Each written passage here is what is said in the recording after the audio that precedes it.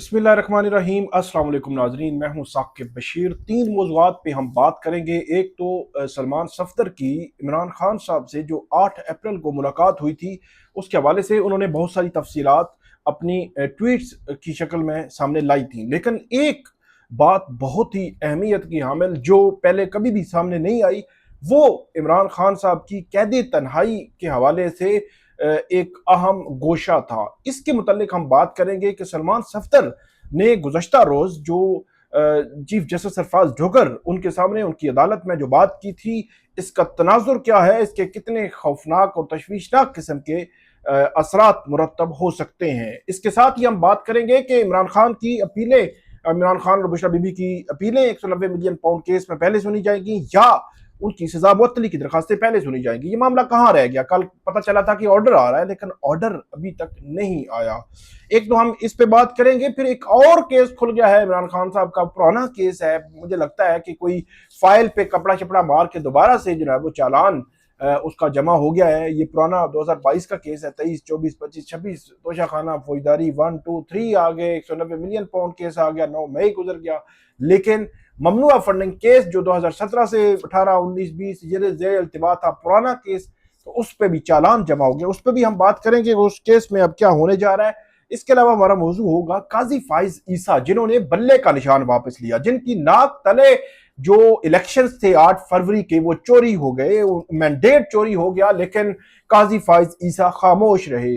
और बहुत सारे उनके मतनाज़ा फैसले। और आज 26वीं और 27वीं तरमीम में अदलिया में जो जो जो कुछ हम देख रहे हैं, उखाड़ बिछाड़ जो देख रहे हैं, जो 6 जजेस के साथ हो रहा है, सब कुछ जो है उसका किया धरा कहीं ना कहीं से जाकर काजी फाइज ईसा उनसे जाकर जो है वो मिलता है। तो काजी फाइज ईसा वजाहतों पे वजाहतें देते जा रहे हैं। अब क्या वजाहत आई है, क्या मामला है, इस पे भी हम बात करेंगे। और एक अहम वकील हैं, उनकी जानिब से एक अहम किस्म की ट्वीट भी काजी फाइज ईसा के हवाले से की गई है, उस पर भी हम बात करेंगे तफसील के साथ सबसे पहले। और तीसरा हमारा मौजू होगा एडवोकेट ईमान मजारी और हादी अली चट्ठा। 100 रोज हो गए हैं उनको जेल में। 24 जनवरी 2026 और अब 2 मई को उनको 100 दिन हो जाएंगे जेल में। जेल में कैद हैं, ह्यूमन राइट्स डिफेंडर्स हैं, लोगों के हुकूक दिलवाने, लोगों के हुकूक दिलवाने के लिए कोशिश करने, हर महाज पे लड़ने, फ्री ऑफ कास्ट लड़ने, उसमें जो है वो बेमिसाल थे और बेमिसाल हैं। तो 100 रोज हो गए हैं। इन 100 रोज में क्या हुआ, इस पे हम बात करते हैं तफसील के साथ। सबसे पहले सबसे बड़ी खबर वो कैद तन्हाई है। अच्छा, कैद तन्हाई के हवाले से गुज़श्ता रोज की जो प्रोसीडिंग्स हुई थी, उसके हवाले से मैंने आपको बताया था कि सलमान सफदर ने चीफ जस्टिस सरफराज ढोगर साहब को ये कन्विंस करने की कोशिश की। बज़ाहिर अदालत जो है वो कन्विंस नजर नहीं आई, लेकिन ऑर्डर, क्योंकि उन्होंने अभी ऑर्डर देना है तो उस पर हतमी राय नहीं दी जा सकती, क्योंकि अदालत का व्यू गुज़श्ता रोज तकरीबन 3-4 दफा या इससे भी जायद चीफ जस्टिस सरफराज ढोगर साहब उनकी जानिब से ये कहा गया कि अपील हम पहले सुनते हैं। जब ब्रिटिश जो पार्लियामान है वहां पे इस केस से मुतल्लिक गुफ्तगू की बात की गई, बहस की बात की गई, जो कैदियों के राइट्स हैं वो ना देने की बात की गई, ह्यूमन राइट्स की बात की गई कि वहां पे डिस्कस हो रहे हैं, वर्ल्ड वाइड डिस्कस हो रहे हैं, दुनिया भर में डिस्कस हो रहे हैं। सलमान सफदर ने उस तरफ तवज्जो दिलाई। तो इस पर चीफ जस्टिस सरफराज ढोगर ने कहा कि कोई अगर बात कर रहा है, कोई तनकीद कर, जो भी कर रहा है, हम अपील सुनने के लिए तैयार है, तो आप अपील शुरू करते।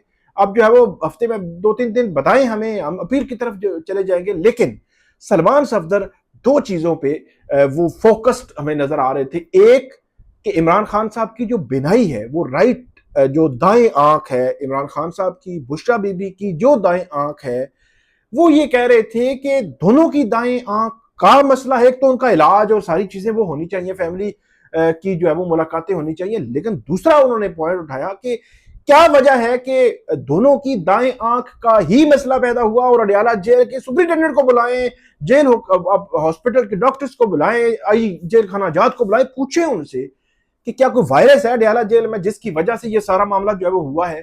तो ये पॉइंट वो अदालत में रख रहे थे। ये एक मेडिकल पॉइंट। और दूसरा कैद तन्हाई। कैद तन्हाई के हवाले से उनकी जानिब से ये पॉइंट अदालत के सामने रखा गया कि कैद तन्हाई के हवाले से जो 17 जनवरी 2025 का फैसला है 190 मिलियन पाउंड केस का, उस फैसले में कहीं नहीं लिखा हुआ कि इनको आपने कैद तन्हाई में रखना है। और उसकी मिसालें उन्होंने दी और उसके असरात के हवाले से बताया कि कितने गहरे असरात होते हैं, कितने तशवीशनाक असरात होते हैं, और ख़ास तौर पर ये टार्चर है एक किस्म का। उन्होंने अदालत को बताया कि ये एक किस्म का टार्चर है, कोई भी कैदी है कि उसको आप कैद तन्हाई में रखें। और उसमें सबसे अहम बात जो उन्होंने की वो ये की कि सलमान सफदर ये कहते हैं कि इमरान खान साहब ने उनको उस मुलाकात में बताया था कि 22 घंटे मुझे कैद तन्हाई में रखा जाता है, और 22 घंटे इस दौरान कोई अगर मैं सलाम भी किसी को करता हूं तो उस सलाम का जवाब भी नहीं दिया जाता। तो बज़ाहिर सलाम का जवाब देने पर भी पाबंदी है। ये इमरान खान साहब ने सलमान सफदर साहब के बकौल उनको बताया। अब इतनी बड़ी बात, वैसे चाहिए तो यह था कि अदालत जो है इस्लामाबाद हाई कोर्ट इस हवाले से रिपोर्ट मांग लेती, अडियाला जेल के हुकाम से, सुप्रिंटेंडेंट अडियाला जेल से ये रिपोर्ट मांग लेते कि क्या ये जो दावा सामने आ रहा है कि बुशरा बीबी 24 घंटे कैद तन्हाई में है, इमरान खान साहब कैद तन्हाई में है, उनकी सेहत का मामला है, एक रिपोर्ट मंगवा ली जाती, रिपोर्ट नहीं मंगवाई गई। लेकिन मैं ये समझता हूं कि जब ये खबरें मंजर आम पे आ चुकी हैं, हम बहस कर रहे हैं, हम डिस्कशन कर रहे हैं, तो सुप्रिंटेंडेंट अडियाला जेल या पंजाब हुकूमत को खास तौर पर इस हवाले से एक रिपोर्ट शाया करनी चाहिए, वजाहत शाया करनी चाहिए कि क्या वाकई इमरान खान साहब और बुशरा बीबी को कैद तन्हाई में रखा जा रहा है। क्या वाकई जिस तरह इमरान खान साहब कह रहे हैं कि 22 घंटे उनको कैद तन्हाई में रखा जा रहा है, ये टार्चर है, क्या वाकई ऐसा हो रहा है? ये वजाहत देनी चाहिए, उनका शेड्यूल बताना चाहिए, टाइम टेबल बताना चाहिए कि किस हालत में उनको रखा गया है। फिर उनकी जो ट्रीटमेंट हो रहा है, उनके आंख का ट्रीटमेंट हो रहा है या उनकी आंखों के खराब होने की वजह जो डॉक्टर्स ने बताई है, उनके जो टेस्ट लिए गए हैं वो टेस्ट उनके जाती मुआलिजीन के साथ शेयर होने चाहिए ताकि उनको क्लैरिटी हो कि वजह क्या है। क्योंकि अगर एक आंख बुशरा बीबी की, एक आंख इमरान खान साहब की खराब हुई है तो कल दूसरी का भी मसला बन सकता है, कल उनको फिजिकली कुछ और इशू भी हो सकता है। 74, 73, 4 जो वो एज है, एज फैक्टर भी इन्वॉल्व है इसमें, बुशरा बीबी खातून है। तो कहने का मकसद ये है कि हुकूमत को पिक्चर क्लियर करनी चाहिए, किसी की सेहत के साथ, किसी की हेल्थ के साथ नहीं खेलना चाहिए। अगर हुकूमत ये कहती है कि उनका प्रॉपर इलाज हो रहा है, ये हमें नजर आता है, ठीक है, पिम्स ला रहे हैं, बुशरा बीबी साहिबा जो है उनको जो अशफा ये ट्रस्ट हॉस्पिटल रावलपिंडी लाया गया, बहुत अच्छी बात है, उनका इलाज करवा रहे हैं कि जहां पे जरूरत है। तो क्या ही बेहतर हो कि उनके जाती मुआलिजीन को भी शामिल कर लें ताकि उनकी तसल्ली तशफ़ी हो जाए कि बात ठीक है जी, उनकी इलाज ठीक हो रहा है, हमने अगर उनको रिहा करवाना है तो अदालतें हैं, अदालतों का दरवाजा ही हमें खटकाना पड़ेगा। तो ये मामला है कैद तन्हाई का। कैद तन्हाई के हवाले से ये बहुत बड़ा इंकशाफ है जो सलमान सफदर साहब का, और मैं समझता हूं कि सुप्रिंटेंडेंट अडियाला जेल उनको इस हवाले से एक वजाहत जारी करनी चाहिए, पंजाब हुकूमत को वजाहत जारी करनी चाहिए। बहरहाल देखते हैं कि ये सूरत हाल कहाँ तक जो पहुंचती है। पीटीआई किसी और फोरम पर वफाकी आईनी अदालत या किसी और फोरम पर इस मामले को लेकर जाती है, क्योंकि गुज़श्ता रोज चीफ जस्टिस ने यह कहा कि यह मामला एक और बेंच देख चुका, फैसला कर चुका, अब जो है वो हमारे सामने नहीं है। तो इसका मतलब यह हुआ कि आपके पास नेक्स्ट फोरम वफाकी आईनी अदालत है, आप जाएं वहां पे। जाते हैं या नहीं ये अभी तक पता नहीं है कि पीटीआई इस हवाले से क्या करती है। लेकिन आगे बढ़ते हैं, एक बड़ा अहम मामला ममनुआ फंडिंग केस, ये 2015, 16, 17 में चलता रहा, आहिस्ता आहिस्ता आहिस्ता। ममनुआ फंडिंग केस, ये केस कितना जो है वो मजबूत है, कितना कमजोर है, मेरिट्स हैं नहीं है, हम उस पर नहीं जा रहे फिलहाल।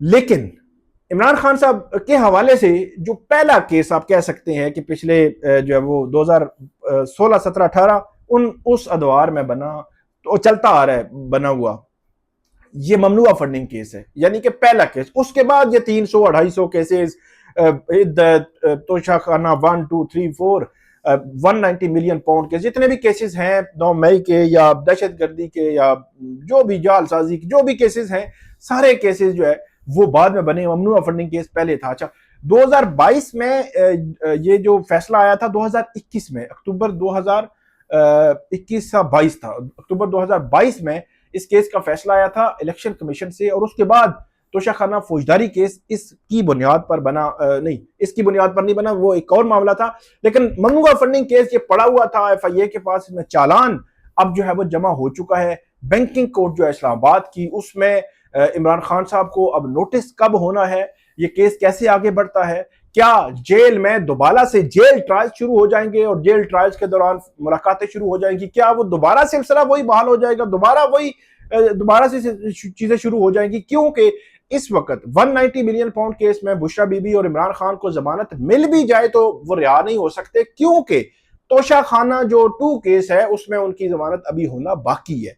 उनको दिसंबर 2025 में सजा हुई है और उसमें अभी तक जो है वो मेच्योर भी नहीं हुआ, उसमें नोटिस भी नहीं हुआ तोशाखाना 2 केस में।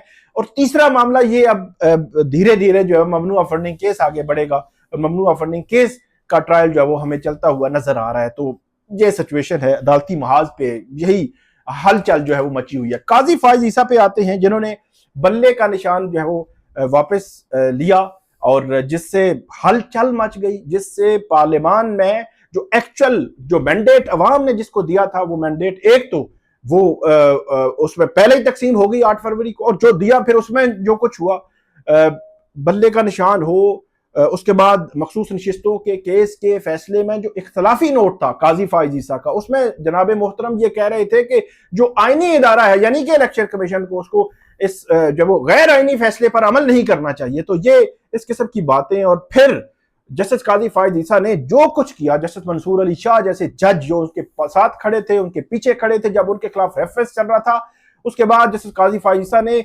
वो माहौल बनाया, वो ग्राउंड बनाया, वो सिचुएशन बनाई कि जस्टिस मंसूर अली शाह कभी चीफ जस्टिस जो है वो ना बन सके, और वही हुआ। फिर 26वीं तरमीम हो गई और 26वीं तरमीम के नतीजे में याया आफरीदी साहब चीफ जस्टिस बने। तो बल्ले के निशान वाला जो मामला है उस पे जस्टिस काजी फायज ईसा वजाहतों पे वजाहतें देते जा रहे हैं और ये वजाहतें देते रहेंगे, और ये तारीख के कूड़ेदान में ही जाना है। जनाब मोहतरम ने जो कुछ किया है उसमें कोई दो राय हमें महसूस नहीं होती।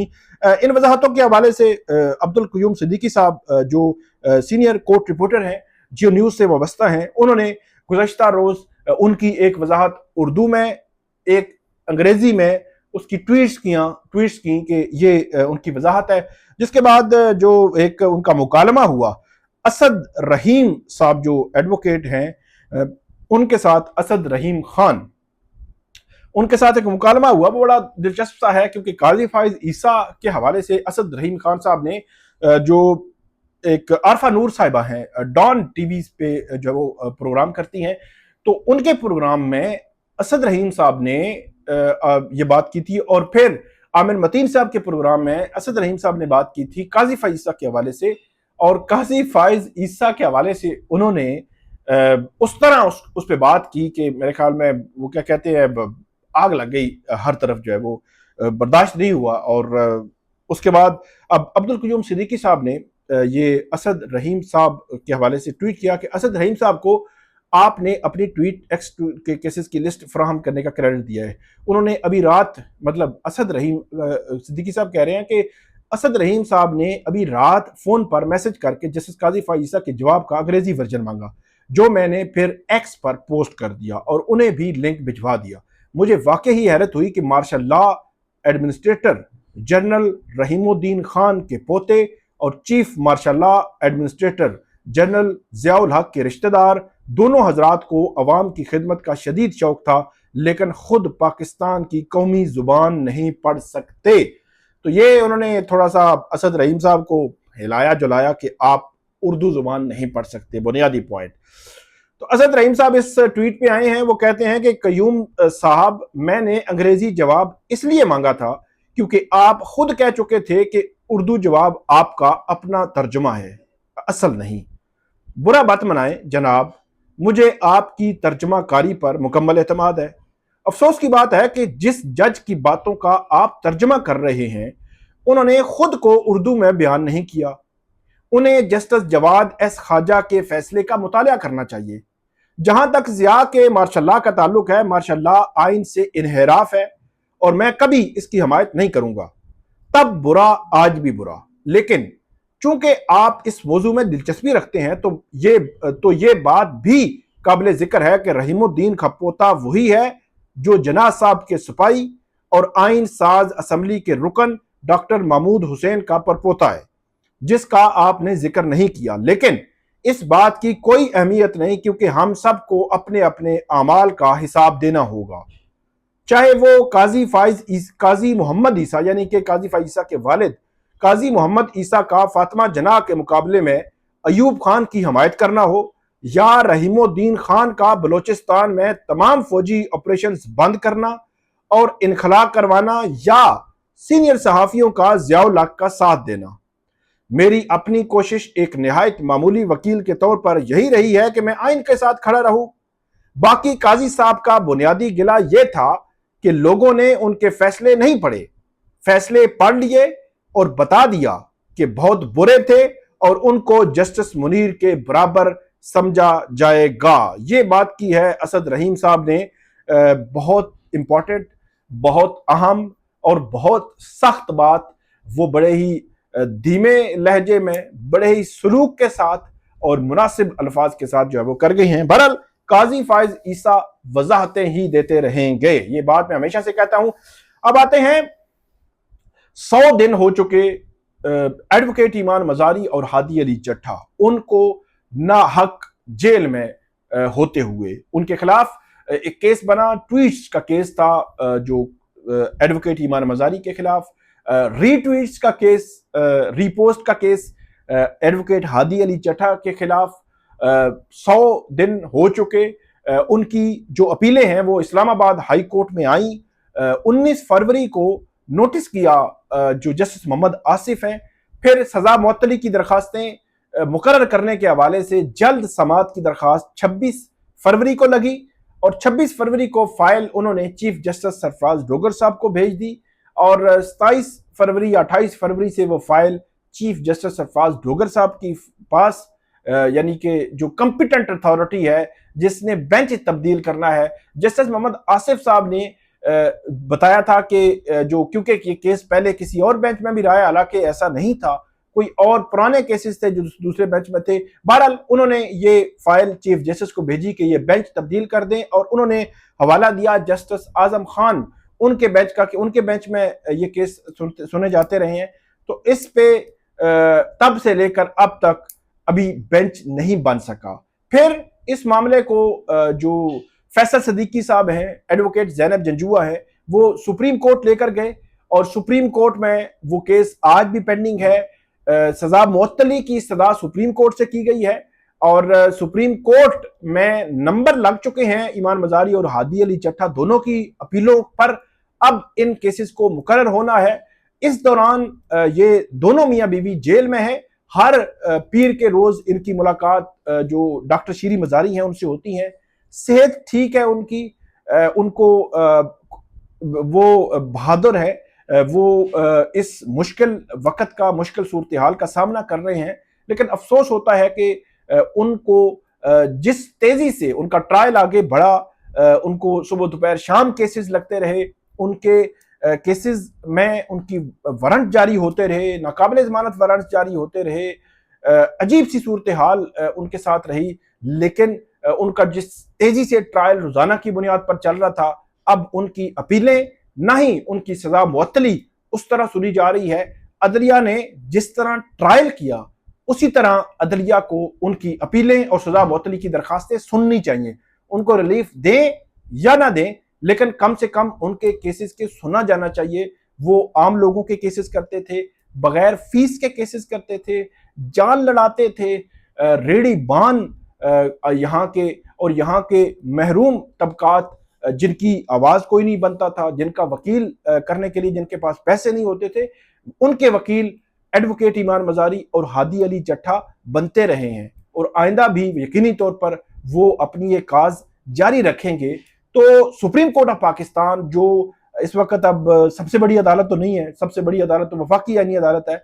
बहरहाल सुप्रीम कोर्ट ऑफ पाकिस्तान को इस मामले को फौरी तौर पर केस फिक्स करना चाहिए। 100 दिन हो गए हैं, दोनों वकील हैं। सबसे अफसोसनाक मरला ये है कि Islamabad high court bar association, Islamabad bar council, Islamabad district bar association, तीनों बार्स और यहाँ के 4-5-6 हजार वकील, उनके 2 दोस्त, उनके 2 मेंबर जेल में हैं। लेकिन वो ना तो उनका केस लगवा पा रहे हैं, ना कोशिश कर रहे हैं, ना ही चंद वकला के अलावा जो बार के अक्सरियत है, बार की जो लीडरशिप है, उनकी जानिब से कोई बड़ी आवाज उठाई जा रही है कि उनके मेंबर्स जेल में हैं, उनको इंसाफ दिया जाए, इंसाफ के तकाजे पूरे किए जाएं, उनके केस मुकर्रर किए जाएं। इस्लामाबाद के वकला इस हवाले से भरपूर आवाज उठाने में बज़ाहिर हमें नाकाम नजर आते हैं, लेकिन अदलिया सुप्रीम कोर्ट ऑफ पाकिस्तान को चाहिए कि कम से कम उनके केस लगाएं। फैसला जो भी करना है, लेकिन उनके केस लगाएं। ये ज्यादती होगी कि उनके केस ही नहीं लग रहे। तो बहरहाल आपको हम मजीद भी जो है वो अपडेट करते रहेंगे। हमें फीडबैक दीजिएगा। अल्लाह हाफिज।